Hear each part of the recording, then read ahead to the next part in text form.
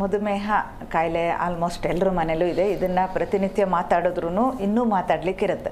ಯಾಕೆಂದರೆ ಅದರಿಂದ ಏನೇನು ಅನಾಹುತ ಆಗುತ್ತೆ. ಈಗ ರೀಡಿಂಗ್ ನಾರ್ಮಲ್ ಇದ್ದರೂ ಕೂಡ ಒಳಗಡೆ ಆರ್ಗನ್ ಫೇಲ್ ಆಗ್ತಾ ಹೋಗುವಂಥದ್ದು. ಅದಕ್ಕೆ ಅವರು ಕರೆಕ್ಟಾಗಿ ಅಬ್ಸರ್ವ್ ಮಾಡ್ಕೋಬೇಕು. ಏನಂತಂದರೆ ಯೂರಿನ್ ಇದರಲ್ಲಿ ಏನಾದರೂ ತೊಂದರೆ ಆಗ್ತಿದೆಯಾ ಅಂದರೆ ಬರೀ ವಿಸರ್ಜನೆಯಲ್ಲಿ ಮಾತ್ರ ಅಲ್ಲ, ಬೇರೆ ಉರಿ ಬರೋದು, ಒಳಗಡೆ ಪ್ರಾಬ್ಲಮ್ಮು, ಕೆಲವರಿಗೆ ಬ್ಲ್ಯಾಡರ್ ವೀಕ್ ಆಗ್ತಾ ಹೋಗೋದ್ರಿಂದ ಯೂರಿನ್ ಕಂಟ್ರೋಲ್ ಕೂಡ ತಪ್ಪುತ್ತೆ. ಮತ್ತು ನೊರೆ ಹೋಗ್ತಾ ಇದೆಯಾ ಅನ್ನೋದು ತುಂಬ ಎಲ್ಲ ಮಧುಮೇಹಗಳು ಅಬ್ಸರ್ವ್ ಮಾಡ್ತಾ ಹೋಗಬೇಕು. ಯಾಕಂದರೆ ಅದು ಕಿಡ್ನಿ ಫಿಲ್ಟ್ರಿಂಗ್ ಕೆಪಾಸಿಟಿ ಕಡಿಮೆ ಆಗ್ತಾ ಇದೆ ಅನ್ನೋ ಒಂದು ಅರ್ಥ.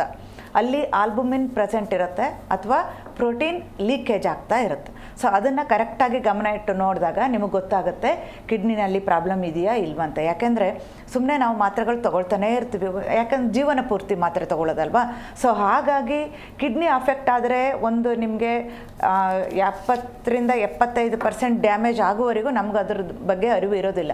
ಅದಕ್ಕೆ ಸಣ್ಣ ಪುಟ್ಟ ಸಿಂಪ್ಟಮ್ ಬಂದಾಗ ಪದೇ ಪದೇ UTI ಆದರೂ ಕೂಡ ಗಮನ ಕೊಟ್ಕೋಬೇಕಾಗುತ್ತೆ.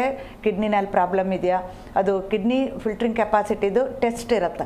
ಸೊ ಅದ್ರ ಜೊತೆಗೆ ಕ್ರಿಯಾಟಿನಿನ್ ಲೆವೆಲ್ ಇರುತ್ತೆ ಬ್ಲಡ್ಡಲ್ಲಿ, ಅದನ್ನು ಕೂಡ ಚೆಕ್ ಮಾಡಬೇಕು. ಈ ರೀತಿ ಮಾಡಿ ಸರಿ ಆಗ್ತಿದೆಯಾ ಅಥವಾ ಏನಾದರೂ ತೊಂದರೆ ಆಗ್ತಿದೆಯಾ ಅಂತ ನೀವು ಕಂಡ್ಕೋಬೇಕು. ಆಮೇಲೆ ನಿಮಗೆ ನೈಸರ್ಗಿಕ ಚಿಕಿತ್ಸೆಯಲ್ಲಿ ಎಷ್ಟು ವಂಡರ್ಫುಲ್ಲಾಗಿ ಒಂದು ಕೆಲಸ ಮಾಡುತ್ತಂದರೆ ನಿಮಗೆ ಹೇಳಲಿಕ್ಕೆ ಹೆಮ್ಮೆ ಅನಿಸುತ್ತೆ. ಆಲ್ಮೋಸ್ಟ್ 95-100% ರಿಸಲ್ಟ್ ಸಿಗುತ್ತೆ.